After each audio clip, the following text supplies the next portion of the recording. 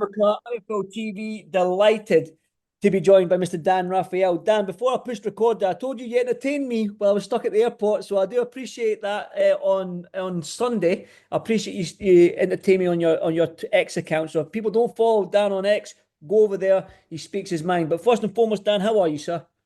I'm good. I'm probably better than you because I didn't go to the actual location and sit through some of the worst fights that we've ever seen.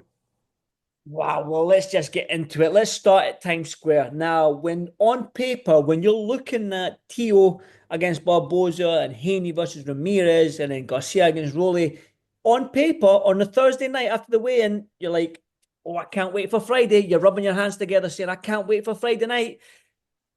What happened, Dan?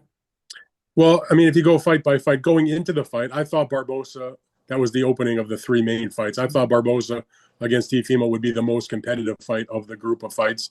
It turned out not to be the case, not because of Teofimo, but because Barboza looked like he was stuck in the mud, couldn't do anything, very little output, and Teofimo just outboxed him like a pro and just didn't show the punching power. But I hadn't really thought he had punching power at 140 anyway, because he hasn't really shown that at all in any of his fights since he's moved up from the lightweight division. But he's still a very good boxer. He's still a bit of a showman, and that was the best performance that he has had since he defeated Josh Taylor to become the junior welterweight champion. But Barboza, who had won, in pretty good fashion, in good performances in recent fights against good opponents, in Jose Ramirez, and then in the fight we traveled to Manchester and took on Jack Catterall. All right, maybe he can compete with Teofimo, but he just didn't show up with anything. I don't know what the issue was, but it didn't even look like he was trying to me. And then you got to the two other fights that you mentioned. Devin Haney easily outboxed Jose Ramirez and won with no problem. It was a very wide decision. You could, give him almost every single round of the fight, but it was one of the worst fights I've ever seen. And, Devin Haney looked like he was a little bit still in shell shock from the three knockdowns on those left hooks that he took against Ryan Garcia. Now he's coming off of a year layoff. That's one thing. He was also moving up a few pounds in weight, but he was in with a guy that was also moving up in weight who hasn't been the same in a while in Jose Ramirez, who looked pretty bad when he lost the fight to Barboza and hasn't even looked that good in the recent fights that he had won. So to me, he was fighting a guy that was greatly diminished. And yeah, he won the fight, and obviously that's the most important thing, but he hurt himself because he looked so bad in the fight. And then you get to the main event with Ryan Garcia and Romero, and the idea is Romero is supposed to be there to maybe put up a good fight, but Garcia is the way humongous favorite to win that fight. The whole concept was do these matches and have them set up the fall fight rematch between Ryan Garcia and Devin Haney. And that turned out to be almost as bad as the Haney and Ramirez fight. That was horrendous, other than Rolly Romero getting in two nice left hooks there in the second round and getting a knockdown against Ryan Garcia. That fight stunk out loud also. But Rolly Romero, props to him. He won the fight because Ryan Garcia allowed him to fight at the slow pace that he likes. Rolly never got out of first gear, but he didn't need to get out of first gear because Ryan Garcia never freaking got out of neutral. That was a horrendous fight. Now, again, Rolly gets the big upset, so good for him. But that was not a good fight either. That whole card was not entertaining. I actually feel sorry for Turki Alalshikh, who put together what looked like on paper like a pretty nice show, even though there were clear favorites in every fight. And he spent tens of millions of dollars, both in terms of purses and in terms of doing the venue the way they did it in Times Square. It kind of came a little bit of a mess because at the last minute, they were not allowed to allow the fans to see the fights because they were forced by the city to wrap around the chain link fence. Couldn't put the fights up on all the jumbotrons due to some type of safe driving ordinance, apparently, that the organizers were not aware of, apparently. So that turned out to be unfortunate because the only people that were there were a few hundred there in that closed off area, and the folks on the streets couldn't see what was going on, and so the crowd inside during terribly boring fights was basically silent. How could you have silence in Times Square? It's one of the most busy places on earth, for crying out loud. So it was an innovative idea. I give them props for coming up with it. It seemed like a really neat, interesting, cool thing to do. And the way that it came off, unfortunately, was disappointing because of the combination of the lack of any crowd ability to see the matches, and again, nothing that anybody can control who puts the fights together. Terrible fights. Let's be honest about it. Could could we give the fighters, especially Haney and Garcia, because the talk through the whole sort of build up to these fights, even in the press conference, was their matchup. It's like Ramirez and Rolly were just there to pick up a paycheck. Yeah, And obviously Garcia and Haney, they're not really focusing on the Ramirez. They're focusing well, on that's their fault. yes, that could so could that have played a part in their performances on Friday night? Maybe it did. I think they all showed up for a paycheck. I mean, I'll cut Teofimo some slack. I mean, he may not have been like scintillating and super exciting, but he fought a very good fight. I'm not gonna criticize Teofimo Lopez, but the other five guys showed up to get their checks, and they really didn't do a whole lot. It was, and I've never. My philosophy about these types of matchups is that the great hope that you have going in, whatever the result is that both the winner and the loser put on a interesting and exciting enough performance that win or lose, they both raise their stock, and that people want to see them again. And even the loser can make a career and continue on in the sport in a top level. This was the opposite. This was the winners and the losers dramatically devaluing themselves, because even if the idea was to make the Ryan Garcia and Haney rematch, if they had won, now that Ryan had lost, like, that was such a terrible fight. And by the way, other than the knockdowns in the first fight, it wasn't like that was the fight of the year either. So I mean, I guess the organizers, Turki and everybody else involved, if they still wanted to make the match, I guess they could do it. They have never really come out and said specifically since that happened Friday whether they plan to go forward with it or not. I'd be kind of disappointed if they did. But it's their dime, I guess. But these fighters, I believe they came for a check. They didn't really come to do real serious work, and they devalued themselves, most of them, and it was miserable. Look, Garcia, he got to figure stuff out because that was a sleepwalking performance. Rolly is a limited fighter to begin with, but he got the win. But he's never been the most exciting guy in the world, but he can punch, and he's got a quirky personality that people seem to like. So he'll definitely get something off of that type of win. Jose Ramirez, who I love dearly, is a great guy and been a hell of a fighter for a long time. To me, he's no longer he's done basically as a top fighter, in my opinion. I don't say that happily. He might want to consider retirement because the money's going to get smaller, and I don't see what's going to change. The guy never landed more than 6 punches in a single round. And in terms of Devin Haney, he got to figure out what's up in his mind, because this is not about his ability. It's not about his speed or his quickness or his defense or anything like that. I think it's a lot of it's mental. He just doesn't want to get hit. And boxing's the wrong line of work to be in if you're unwilling or not interested to ever get hit. So they all got a lot of soul searching to do. And Barbosa, showed that, he is good at a certain level, but not at the elite level.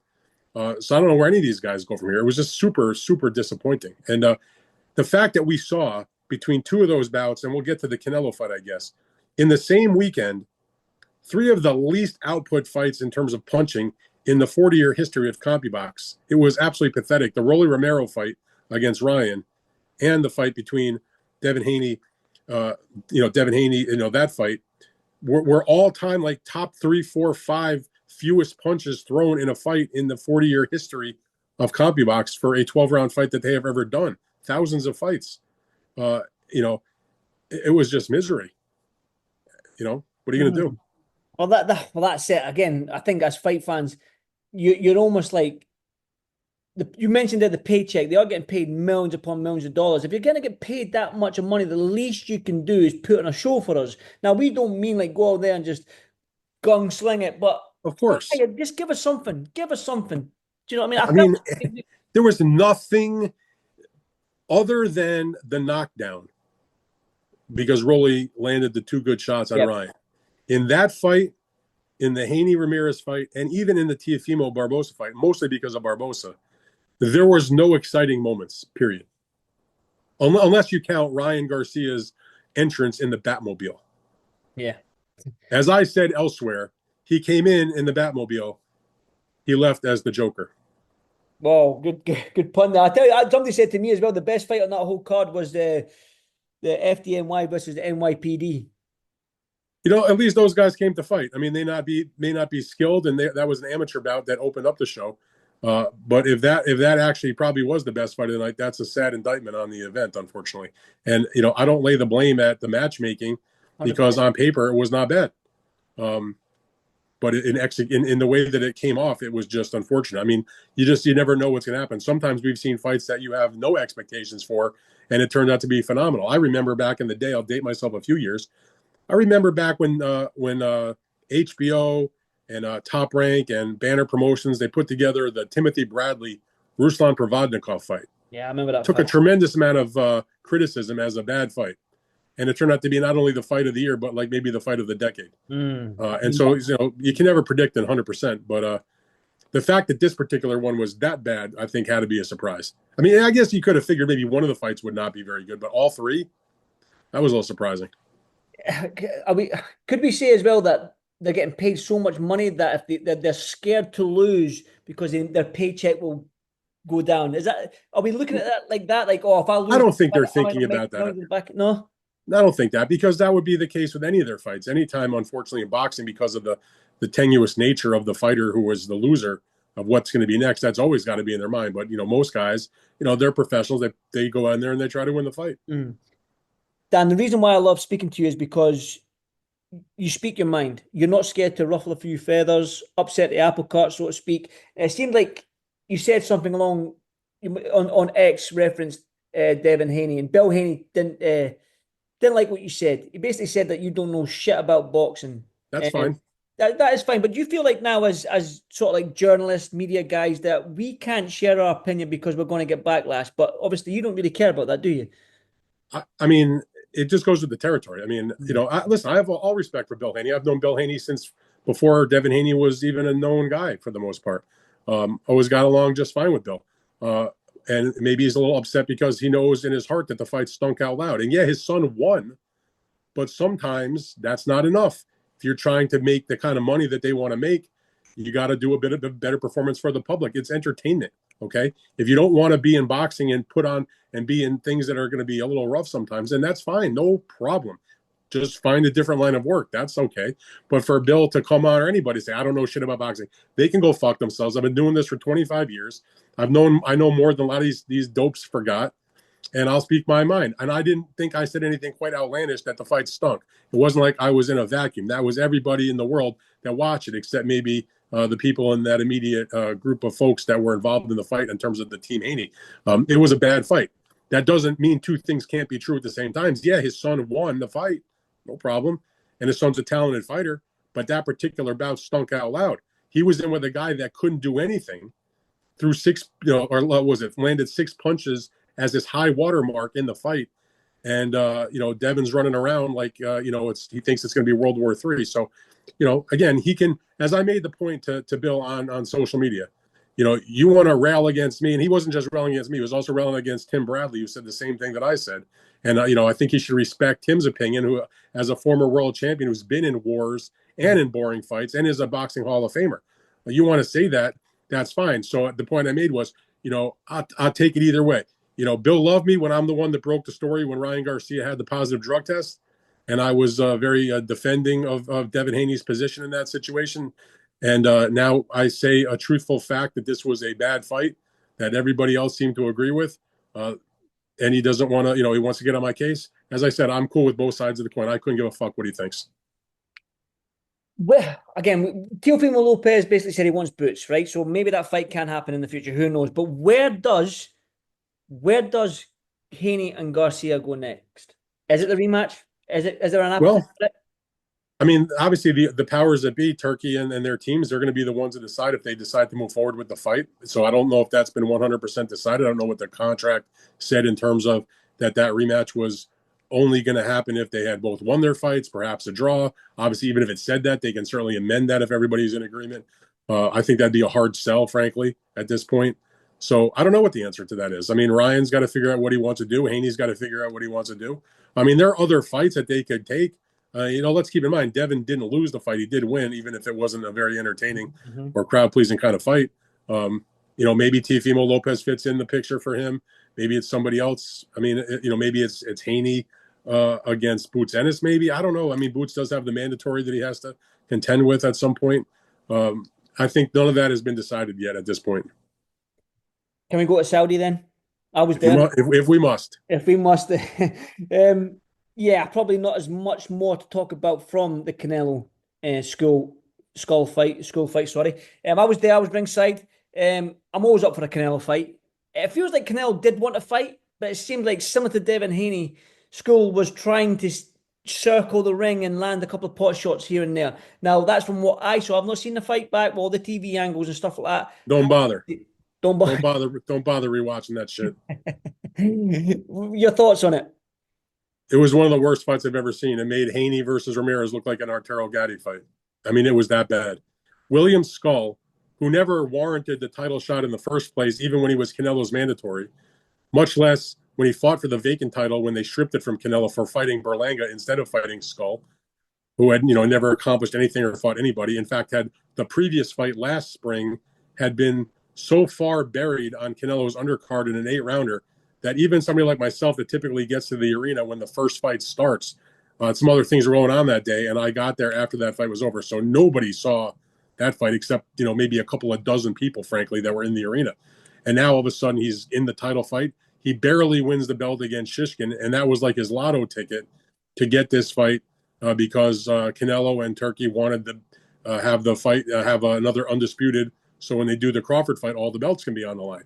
But William Scull, with the greatest opportunity of his life to go out there, and even if he lost, to make some kind of statement to the boxing world that I'm a real fighter and I can do things, whether I win this fight or not, that I'm here to stay or I'm here for a bit and I'm going to, make people want to see me and know my name. Now the only thing they know his name is for is being somebody that I would never want to watch ever again and gouge my eyes out. This is a fighter that spent 12 rounds. I mean, if you look at the stats, he threw more punches than Canelo. That's fine. He probably did. But they were half-assed jabs off the back foot for 12 rounds, running around the perimeter of the ring. I don't know if he ever sat down and forcefully threw one punch the entire fight, especially a non-jab, meaning a power shot. It was absolutely ridiculous. Now, Canelo looked pretty bad himself. But if one guy is going forward and ineffective, and the other guy spends the entire fight backing up and not doing anything but throwing pity-pat nonsense, and he's ineffective, I'm going to give the rounds to the guy that at least trying to make the fight. I thought Canelo won that fight 11 rounds to 1. I could see you giving Skull maybe 2 rounds, even 3, if you wanted to be very generous. This was not Canelo's best night. I don't know if he was content with the money. I don't know if because they were fighting at 6:30 in the morning, which was a messed up time. Although Canelo said in his post-fight that they had, prepared for that timing as they prepared for the fight. He got to Saudi Arabia 3 weeks before the bout. So I don't know what the deal was with that. But Canelo, of all the terrible output fights we saw on the Friday night in New York City in the Times Square card, you have Canelo Alvarez in 12 rounds. This is a guy known for being in exciting fights throughout his career. Threw 152 or 152 punches in a 12-round fight. That is the worst output in the history of CompuBox for a 12-round bout in any division. That is amazing to me. He only landed like 52 punches. 45 or so of them were body shots. So he was stepping forward when he threw with big body punches, and a lot of them landed flush. But he did not do much on offense either. But William Scull, absolutely terrible. Terrible, terrible, terrible, terrible. He will never be heard from again. No one will ever care. To me, he makes Guillermo Rigondeaux look like an all-time action fighter. He's Matthew Saad Muhammad compared to what we saw the other night. The thing is, as well, I understand, and it was very, very frustrating. And we do get, however, a fight that we're probably going to get. I wonder how you scored that fight. From the eye test, I didn't really do it round by round. From the eye test sitting ringside, I was going, give it to Canelo. Yeah. Give it to Canelo. Give it to Canelo. I never really scored it. And it seemed like after every round, because Skull never wanted to engage, I was almost like, has Canelo won this 12-0?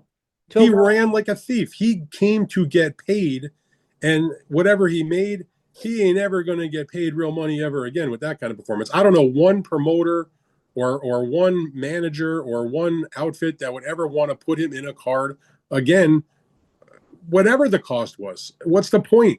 I mean, again, it's entertainment. He provided zero entertainment value. He was put it like this. If I heard William Scull was in a fight on a main card, that would be a negative to even watching it in the first place. That's a negative to the event, much less, bringing people and eyeballs in. And the thing that was so fucking frustrating was when the fight was over and he did some interviews afterwards, he was proud of his performance, which I find mind-numbing. I find that absolutely insane. Like, he thought he did a great job. No, You didn't come to fight. That was not boxing. And again, I say that saying I don't expect fighters to just walk in a straight line and be reckless. You can see plenty of guys that are good boxers that can make it entertaining for fans. I mean, there's plenty of guys that can do that. Teofimo Lopez, just as a recent example. I mean, he may not have rumbled with Barbosa, but it wasn't like it was a bad performance. He actually, showed the sweet science, but was not running away. Like Skull ran away like he had stolen somebody's lunch money. We do get Crawford Canelo though. I think the fight's diminished because of how bad Canelo looked in that fight. Yes, it's going to be a huge event. That's fine. But now you've got Canelo Alvarez coming off, one of the worst performances he's ever had, even though he got the win. You have Crawford, who hadn't fought since this past August. He'll be out of the ring 13 months by the time he gets in the ring with Canelo in September. And if you look back at the previous fight, which was his first time being at junior middleweight, he eked out the win against Majimov. Was that a classic, outstanding Crawford performance? Absolutely not. So you got two guys, who are, near the end of their careers fighting. Obviously, it's going to be a big fight, but neither's coming off a scintillating kind of performance against, pretty much nobody names. No disrespect to Majimov, was a good fighter, but wasn't like he had a lot of notoriety. Skull was completely unknown. And this is the end game. They're both going to get paid a huge amount of money. And the only thing I hope for is that whatever happens in Canelo versus Crawford, that they give an honest fight to the fans who are going to spend their time and money to watch this event. However, if you watch the full weekend of boxing, we had Friday night, Saturday night, and Sunday night. Now, one person that did deliver, one person that did give us action, one person that did give us drama, was Naoya Anoui. I mean, he came to fight. He got dropped. I like Anoui because people were slamming him. When he gets dropped, he's been dropped twice now at super bantamweight. Yeah, he's getting dropped, trying to knock you out, and I don't mind that. Well, I mean, getting dropped is not an indictment of you're no good. I mean, you can go chapter and verse of fighters who've been knocked down, over the course of their careers. Felix Trinidad used to get dropped on a regular basis. Oscar De La Hoya has been down before. You can look at any of the great guys. Manny Pacquiao has been knocked down. I mean, there's very few fighters that you could go look at that haven't been. I'm okay. Canelo has never been knocked down to my recollection. It's rare. Floyd Mayweather was knocked down once. That was called. That was not a real knockdown. He got knocked down once legit against Judah. That wasn't called a knockdown. But it's very, very, rare in boxing where you can go through and find elite fighters that at some point didn't get knocked down. I mean, it happens. George Foreman got knocked down. Muhammad Ali got knocked down. Joe Frazier got bounced off the canvas by George Foreman in a loss. I mean, these are all-time great fighters. So, Sugar Ray Leonard was down multiple times. So the fact that Naoya Inoue got knocked down in two fights and came back to beat the living shit out of the opponent, to me, that is not indicative of like he must be exposed or he's no good. And you said, there was one guy that gave us entertainment value. I would say to you, there was four guys that gave us entertainment value because there was Naoya Inoue, who obviously did. It was his opponent, Ramon Cardenas, who fought his heart out, got the knockdown. He may not have won the fight, but he made a ton of fans. That's the way you win in a loss, okay? That's the way you do the exact opposite of William Scull, because there's a lot of boxing fans out there who will have saw that fight on live ESPN who will say, you know what, I want to watch Ramon Cardenas the next time he gets in the ring. And if you look at the undercard fight with the WBO featherweight champ, Rafael Espinoza, who is as exciting and fun to watch as anybody in boxing right now, he gave a lot of entertainment value. And Edward Vasquez, his opponent, the challenger in that fight, he may have been stopped in the seventh round and got beaten up a little bit, but he also showed a tremendous amount of heart, gave a great effort. All you can ask for is give your best effort. He definitely did that. This was a guy who was razor thin in losing to Joe Cordina for a 130-pound title back, a year and a half or two ago. That was another, although one-sided in terms of the way it would have gone had they gone to the scorecards, because Espinoza had pretty much won every round. Very entertaining, exciting fight. In the main event, I don't think it's the fight of the year or anything like that, but it'll be probably on people's honorable mention list. There are a few fights that do stand out maybe above that. Obviously, Eubank and Benn from a couple of weeks before. You have the great flyweight title fight that was in Japan in March between Taraji and Akui, and you have Inoue against Cardenas and a couple others. But that salvaged what was a pitiful weekend. It's unusual, as you know, to get those kind of major title fights on a Sunday night. But after the horrendousness of Friday and Saturday, that was a welcome relief. I can imagine. Now, you mentioned Eubank Benn. I will get your thoughts on that. That was the week before this Times Square one and this Canelo and Saudi show. Yeah, Conor Benn and Chris Eubank Jr. Not just the fight itself, because they fought in pure emotion. I think technically it wasn't a technical fight. It was just pure raw emotion. They were just trying to. I What's think wrong with that? yeah, that's what I love, and the fact that we had the dads there, and it was like a WWE thing. I don't know if you're a WWE fan, Dan, but when did you see when Chris Eubank like was in the car and the door slid open? Sure. He's I sitting saw there it. like senior, and then Adam Smith, who's a great commentator, were like, "He's here," and then his ring music come on. I mean, for entertainment value, that was fantastic for us. I don't know if you felt the That same was drama. way. That was emotion. And unlike the WWE, it wasn't scripted, obviously. Well, I would consider myself a lapsed WWE fan. I at one time was a big wrestling fan.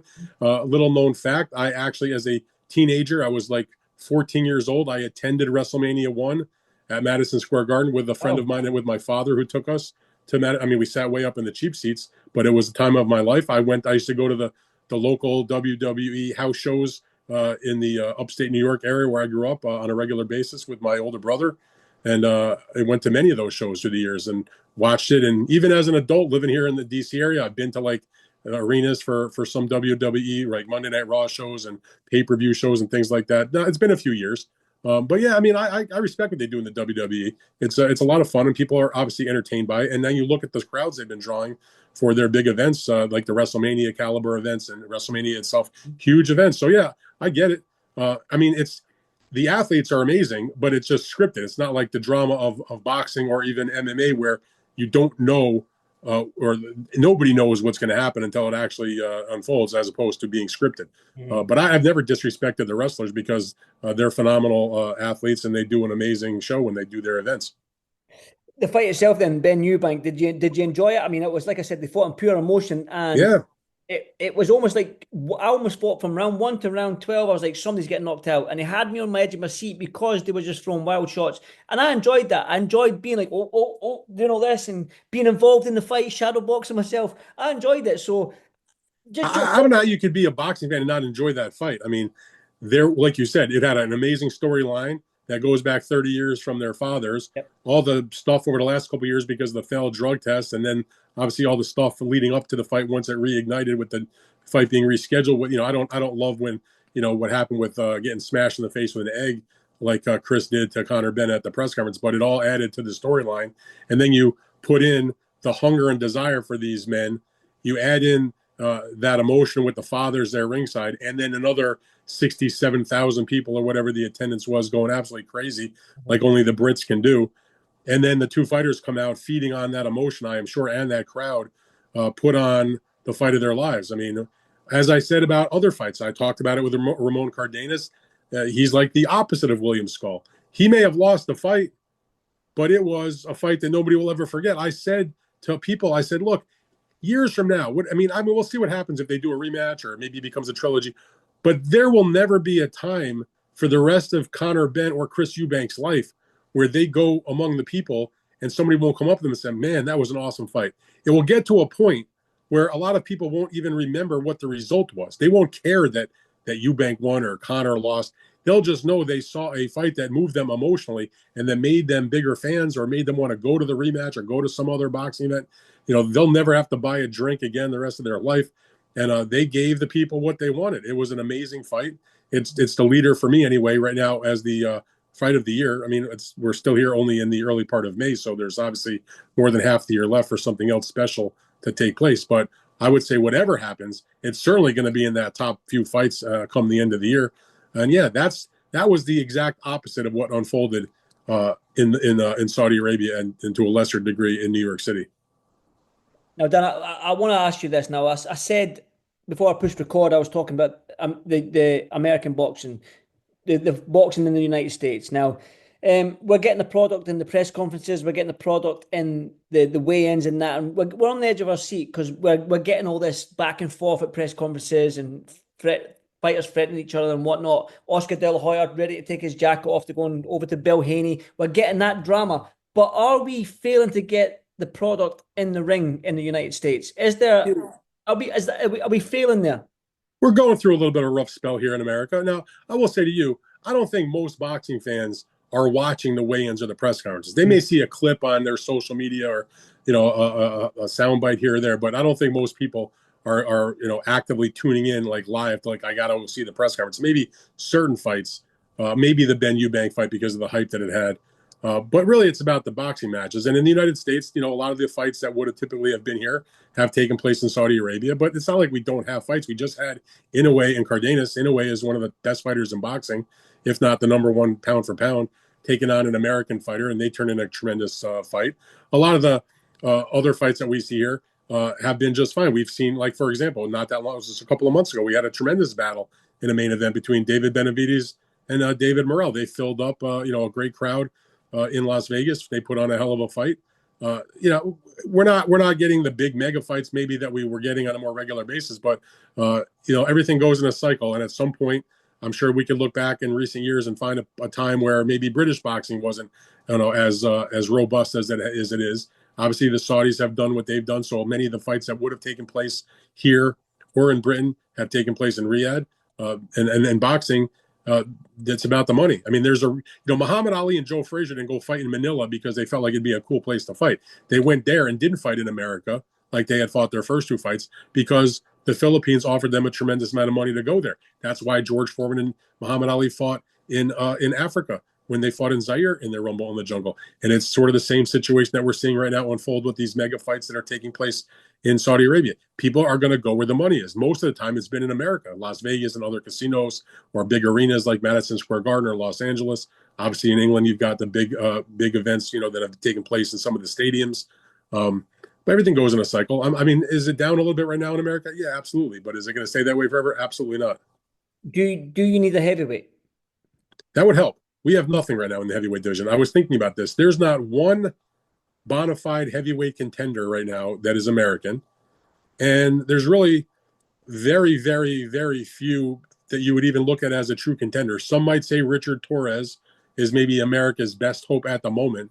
He was a silver medalist in the most recent, or not the most recent, but in the delayed 2020 Olympics that took place in 2021. But I think, he still has a lot of proving to do. He did get a good win in his last fight against Villanello. But the jury, to me, is dramatically out on him.